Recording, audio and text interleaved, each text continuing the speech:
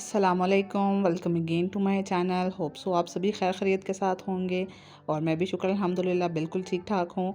तो अभी आज संडे का व्लॉग और रूटीन शेयर करूँगी आप लोगों के साथ। तो सुबह का वक्त है और आज जल्दी थोड़ा सुबह उठ गई थी क्योंकि पाए बनाने थे। तो पाए में मैंने ये 2 साबुत प्याज डाल दिए थे और टमाटर भी इसी तरह, और लहसुन अदरक का पेस्ट मैंने इसके अंदर डाल दिया था। तो पाए बनाने में चूँकि बहुत टाइम लग जाता है तो इसलिए थोड़ा संडे को आज मुझे जल्दी उठना पड़ा। तो मैंने इसको प्रेशर को ऊपर रख दिया था। और जब पाए बनाने हो ना तो इस तरह मैं नमक मिर्च और हल्दी वगैरह तब नहीं डालती, मसाले में बाद में शामिल करती हूँ जब पाए अच्छे से गल जाते हैं ना। देन फिर मैं जब भुनाई करनी होती है ऑयल वगैरह डाल के, तो फिर मैं उस टाइम पे मसाले इसमें शामिल करती हूँ। तो अभी पाए को गलने के टाइम पे अच्छा खासा वक्त लग जाता है इनको। तो मैंने सोचा कि चलें, जितनी देर मैंने प्रेशर लगाया है ना उतनी देर मैं अपनी किचन की समेटा समेटी कर लेती हूँ। वैसे मैं आम दिनों में जो है ना आजकल टाइम पे उठ जाती हूँ क्योंकि बच्चों की छुट्टियां तो और भी ज़्यादा एक्सटेंड हो गई हैं और बच्चों के स्कूल 1 सितंबर से ओपन हो रहे हैं दोबारा से। और लेकिन संडे वाले दिन थोड़ा सा अक्सर नमाज़ पढ़ के लेट उठती हूँ क्योंकि सब ने नाश्ता थोड़ा लेट करना होता है। लेकिन आज मैं थोड़ा टाइमली उठ गई थी क्योंकि पाया बनाने में अच्छा खासा वक्त लग जाता है। तो फिर मैंने जब तक जो है वो प्रेशर लगा दिया उतनी देर मैंने सोचा कि चले किचन के जो बर्तन थोड़े से पड़े हुए थे ना रात के, वो मैं धो देती हूँ। तो जितनी देर मैं अपना किचन समेट लूँगी उतनी देर जो है ना वो प्रेशर की सीटी भी बजना शुरू हो जाएगी। और फिर जैसे ही प्रेशर की सीटी बजेगी ना तो मैं तब से टाइम नोट कर लूँगी। और प्रेशर के जो है ना वो उसमें पाए गलाते हुए अच्छा खासा वक्त लग जाता है, पूरे 2 घंटे लगे थे। मैं आप लोगों को इसलिए बता रही हूँ कि अगर आप लोग भी प्रेशर में पाए बनाते हो और टाइम का आपको अंदाज़ा नहीं रहता ना, तो मैंने आज टाइम ना प्रॉपर नोट किया था। तो पूरे 2 घंटे लगते हैं प्रेशर में जो पाए हैं ना उनको गलने के लिए, क्योंकि एक दफ़ा मैंने दरमियान में खोल के भी देखा था तो सही से गले नहीं थे। जो उसका भुनाई का टाइम है और जो शोरबा वगैरह पकने का टाइम है ना ग्रेवी का, वो तो टाइम अलग से है, लेकिन 2 घंटे पाए को गलने में लग जाते हैं। लेकिन ये इस पे डिपेंड करता है कि पाया कितना बड़ा था, क्योंकि ये पाया जो है ना काफ़ी बड़ा था। तो मेरे हस्बैंड बोल रहे थे कि इसको गलने में थोड़ा सा टाइम लग जाएगा। तो अभी जनाब मैं जल्दी जल्दी से बर्तन धो रही थी और बर्तन जो है ना वो मैं बहुत स्पीडली वॉश करती हूँ और जो है ना जल्दी जल्दी से धो लेती हूँ। मैं अक्सर जब भी बर्तन धोने लगूँ ना तो है तो ये एक फ़नी बात, बट मैं अपने लिए जो है ना वो एक टाइम मुख्तस कर लेती हूँ, घड़ी पे टाइम देख के आती हूँ और सोचती हूँ कि 5 मिनट का चैलेंज है और 5 मिनट के अंदर अंदर ना मुझे सिंक के सारे बर्तन वॉश करने हैं। बाद दफ़ा 5 से 60 या 10 मिनट हो जाते हैं, लेकिन मेरी स्पीड अच्छी खासी लग जाती है और बर्तन जो है ना वो जल्दी जल्दी वॉश हो जाते हैं। इस तरह अगर आप अपने आप को टाइम दे के काम करें ना तो काम बड़ी जल्दी जल्दी हो जाता है और वो ऐसे लगता है जैसे आपने अपने आप को एक चैलेंज दिया हुआ है।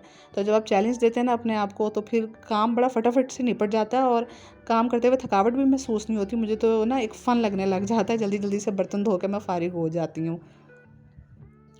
तो अभी मैंने यहाँ पे ना सारा सिंक अच्छे से वॉश कर लिया था, बर्तन भी मैंने साफ़ कर लिए थे। बस ये मैं अब अपनी जो है काउंटर साफ़ कर लूँगी। और अभी तक सीटी जो है ना वो बिल्कुल बजना स्टार्ट नहीं हुई थी, लेकिन प्रेशर बन रहा था।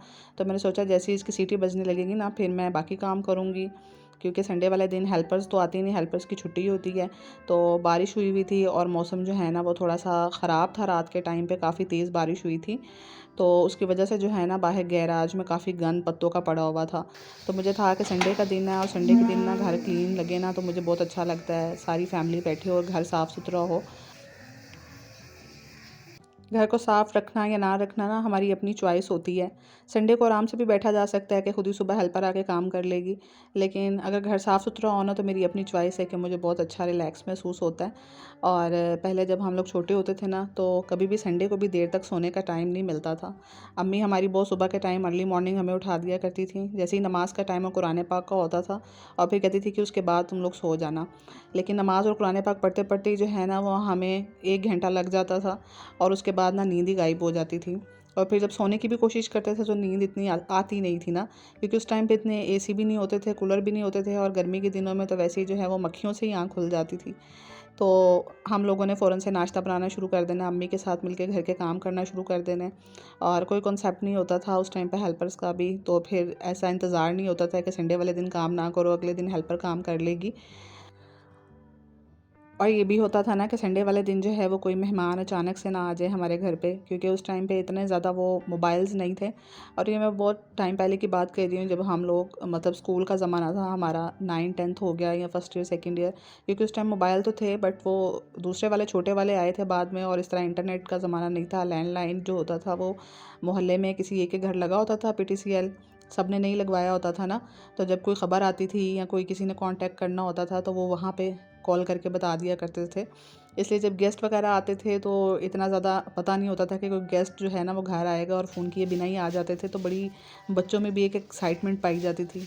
हम लोगों के ऊपर ग्रिल हुआ करती थी, जब भी बेल बजनी है और किसी मेहमान ने आना ना, तो हमने ऊपर से देख के एकदम एक्साइटेड हो जाना कि अम्मी मामू आए हैं, खाला आई हैं, फूफू आई हैं। और हमारा एक्साइटमेंट का लेवल ही कुछ और हुआ करता था अचानक से जब किसी ने आना और हमने ऐसे खुश हो जाना। और घर पहले से ही माशाल्लाह साफ़ सुथरा हुआ करता था, क्योंकि सब लोगों की ज़्यादातर उस टाइम पे यही रूटीन होती थी कि सब अर्ली मॉर्निंग उठ जाते थे। घर की साफ़ सफाई करने के बाद इतना ज़्यादा नींद का रुझान नहीं होता था कि बच्चे भी सोए पड़े रहें और घर वाले भी सोए रहें और 12-1 बजे तक नाश्ता हो रहा हो।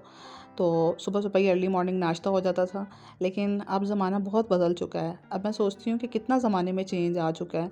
अब हम लोग जो है, हमारी संडे को क्या है, एवरी मॉर्निंग ही जो है, ज़्यादातर घरों की रूटीन यही है कि 12-1 बजे जो है वो लोग नाश्ता करते हैं। फिर हेल्पर्स का कितना ज़्यादा ट्रेंड आ गया, ख़वातीन हेल्पर्स के बगैर काम ही नहीं कर पाती हैं। इवन अगर मैं अपने आप को भी देखूँ ना, तो हम लोगों को भी, जैसे हम 90s के बच्चे हैं और हमें भी ज़माना अफेक्ट करता है। जैसे जैसे हालात चेंज होते जाते हैं ना, हम पे भी उसका असर आता है। अब हम लोग भी थोड़े थोड़े से उस चीज़ में भी ढल गए हैं, थोड़ा थोड़ा अपनी अम्मी के ज़माने के हैं।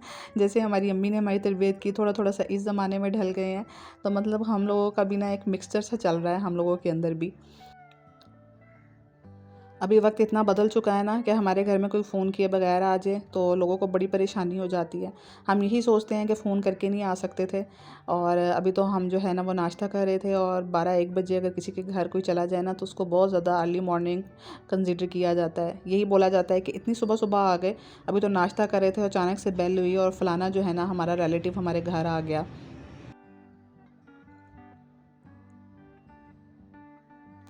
बस वक्त के साथ साथ हम लोग भी चेंज हो गए हैं। जैसे जैसे टेक्नोलॉजी आ गई है, हमें भी लगता है कि किसी के घर पर अब जब जाएं तो फ़ोन करके जाना चाहिए, क्योंकि वक्त अब बदल चुका है। और जब सहूलत आ गई है तो इन्फॉर्म करके जाना चाहिए किसी के घर पर भी कि दूसरा घर पर है या नहीं है। या फिर आपके जाने से पहले दूसरा अपने घर का मैस समेट लें या तैयारी कर लें, या उसको अगर कोई चीज़ करनी है तो वो कर ले। सो इस चीज़ को आप ये कंसीडर करना चाहिए। वक्त के साथ हालात बदल चुके हैं कि किसी के घर भी जाएँ तो फ़ोन करके जाएँ पहले। तो आज जो है ना वो मैंने अपने घर की ना अच्छे से सफाई की। बाहर तो मैं बहुत अच्छे से सारा फ़र्श धो के आई थी, और अंदर से भी मैंने सारी मॉप लगाई थी। आज अच्छे से तसल्ली से मैंने अंदर सारा काम किया। हस्बैंड तो मेरे कह रहे थे कि आप जो है ना वो रहने दें, सुबह आके हेल्पर कर लेगी। और हस्बैंड को तो ज़्यादा यही होता है कि कहीं मेरी जो मिसेज़ हैं वो मुझे काम पे ना लगा लें साथ। हालाँकि मैं उनको कहती नहीं हूँ, लेकिन फिर भी उनको होता है कि अभी मुझे जो है ना वो बेडरूम से उठाएगी और दूसरे बेडरूम में जाने का बोलेगी, लाइट्स वगैरह ऑन करेगी, मॉप लगाएगी। तो वो मुझे यही कहते हैं कि आप आराम करें, अगले दिन हेल्पर आकर कर लेगी। तो मीनवाइल जितनी देर मैंने काम किया ना, यकीन करें उतनी देर ही लगी ये पाए गलने में ना, पूरे 2 घंटे लग गए थे इसको। तो मैंने ना अच्छे से भुनाई की थी, और भुनाई करते वक्त ही ना मैं इसके अंदर नमक, मिर्च और हल्दी डाल दी थी, और फिर मैंने इसका जो पानी इसमें से निकाला था ना वो वापस डाल दिया था। और जब मैं पाए बना रही थी ना, तो ये दरवाज़ा बाहर से गंदा हुआ हुआ था। तो किचन में काम कर रही थी ना, तो पहले तो मैं इसकी डस्टिंग करने लगी थी, फिर मैंने हुरिया को लगा दिया। मैंने हुरिया से कहा कि ना आओ आप इसकी डस्टिंग करो। तो बच्चों को छोटे छोटे काम घर के कहते रहना चाहिए, चाहे बच्चे हैं बच्चियाँ हैं, उनको उनमें ना काम करने का एक स्टेमिना पैदा होता है। और दूसरा, उनको क्लीनलीनेस की अहमियत का भी अंदाज़ा होता है, और ये पता चलता है कि कहाँ कहाँ से चीज़ें अपने साफ़ रखनी है, अपना घर कैसे साफ़ सुथरा रखना है, और थोड़ी सी रिस्पॉन्सिबिलिटी का भी उनमें एहसास पैदा होता है। तो हालाँकि ये छोटे सारे काम हम खुद भी कर सकते हैं, लेकिन अपने बच्चों से भी करवाएँ। और बस यहाँ पे ना पाए गल गए थे, और मैंने इनको ना दूसरी हंडिया में ट्रांसफ़र कर दिया था, क्योंकि जो प्रेशर कुकर काफ़ी डीप होता है। तो मैंने कहा उसको ना मैं साथ ही वॉश कर दूँगी, और ना मैंने फिर यहाँ हंडिया में डाल दिए थे पाए। और शोरबा मैंने थोड़ा सा ज़्यादा किया था, क्योंकि हमें ना ये स्पून के साथ पीना है, शोरबा बहुत पसंद है, और वैसे भी ये बहुत ताकत वाला होता है। और इसके अंदर आप रोटी या नान कुछ भी डिप करके खाएं ना भिगो के, तो बहुत ही मज़े का लगता है। तो बस मैंने नमक मिर्च हल्दी का मसाला डाला था, इसके अलावा कुछ भी मैंने यूज़ नहीं किया था। मैं बहुत सादे तरीके से बनाती हूँ। और बस हरा धनिया डाला, और लास्ट में मैंने काली मिर्च डाल दी थी इसके ऊपर। तो काली मिर्च मैंने ना लास्ट में डाली थी, भुनाई करते वक्त भी आप डाल सकते हैं, और कभी कभी मैं लाल मिर्च की जगह काली मिर्च भी यूज़ कर लेती हूँ, तो वो भी बहुत अच्छे बनते हैं। लेकिन आज ना मैंने काली मिर्च ऊपर ऐसे डाली थी, क्योंकि मुझे बहुत अच्छी लगती है ऊपर काली मिर्च का हल्का हल्का सा जायका और खुशबू और फ्लेवर आता है। तो यहाँ मेरे हस्बैंड आ गए थे और नान लेके आए थे, तो बस जब खाना बन जाए तो फिर उनसे बिल्कुल सब्र नहीं होता। वो कहते हैं कि चीज़ आ गई है और बस फिर खाने की करो, सारे काम छोड़ दो। तो यहाँ पे ना जल्दी जल्दी से वो गार्निशिंग कर रहे थे, जो मैंने अदरक लंबा लंबा काट के रखा था, और थोड़ा सा धनिया ऊपर डाल दिया था, हल्की सी हरी मिर्चें, और साथ में मैंने लस्सी बना ली थी। तो बस मिल बैठ के ना हमने मज़े से नाश्ता किया। और पाए बहुत लाइट से बने थे, मज़े के बने थे। हस्बैंड कह रहे थे कि ना पाए आप बहुत मज़े के बनाती हैं। तो मैं उनसे यही कह रही थी कि कुछ भी नहीं डाला, वही नमक मिर्च हल्दी डाली है, लेकिन आम से मसाले, लेकिन बीच में खाने में आपका प्यार शामिल होता है।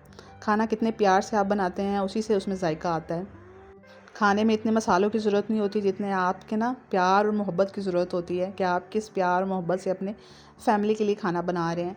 तो बस हमने बैठ के ना फिर बस नाश्ता किया, और उसके बाद जो है ना वो मैं फ़्रेश होके, ये मेरी एक शर्ट थी जे डॉट की, जो कि ना दर्जी से सिलवाई थी, लेकिन उसने बहुत फ़िटिंग करके सी थी, और ज़्यादा फ़िटिंग में तो मेरा ना सांस घुटना शुरू हो जाता है गर्मी में। तो ये कमीज़ ऐसी ही रखी हुई थी, तो मैंने सोचा चले ना मैं हादिया को इसको करके दे देती हूँ। तो मैंने यहाँ पे ना इसकी बस लेंथ के हिसाब से इसको काट लिया था, और इसको भी मैंने साथ ही बिठा लिया था। मैंने इसे कहा कि आप ना इसकी लैस उतारो, और एक साइड से तो मैंने उतार के फ्रंट पे लगा रही थी, और बैक वाली साइड पे ना अभी लगाने वाली थी। तो ये मुझे कह रही थी कि चले मैं ना आपके साथ इसको उतार देती हूँ। तो इसने ये जो है वो कैडी पहन के जानी थी, तो मुझे बोल रही थी कि मामा आप कितनी अच्छी हैं, आपको ये सिलाई आती है, अगर ना आती होती तो मेरी कमीज़ मुझे कौन इस तरह न्यू वाली बना के देता ना। तो मुझे हंसी आ गई। तो यहाँ पे बस मैंने फ्रंट वाली लगाई थी, और बैक वाली जो है ना अभी से हो नहीं रही थी। तो टाइम कम था, तो मैंने कहा कि चलो तुम ये पहन के ना आज पहन लो नहा के, और पीछे जो है वो मैंने सिलाइयाँ लगा दी हैं। तो जब टाइम मिलेगा ना तो मैं उसको अच्छे से उधेड़ लूँगी, और फिर तुम्हारे बैक वाली शर्ट के हिस्से पे भी लगा दूँगी। तो यहाँ पे ना ये पहन के आ गई थी, और पहले तो कह रही थी कि आप लेस लगाएं ना नीचे, लेकिन उससे बहुत अच्छी फिनिशिंग आ गई थी। और बाजू जो है ना वो भी मैंने थोड़े से कट कर दिए थे, क्योंकि गर्मी है, और आगे मैंने इस तरीके से लेस लगा दी थी। तो इस तरह घर पे पड़ी हुई शर्ट ना बड़ी अच्छे से काम आ गई थी। यहीं पे आपको अल्लाह हाफ़िज़ कहने का वक्त हो गया है। अल्लाह आप सबको खुश और आबाद रखे, और मेरी वीडियो को जो है ना वो शेयर करना, लाइक करना, और अच्छा सा कमेंट करना मत भूलना। अल्लाह हाफ़िज़।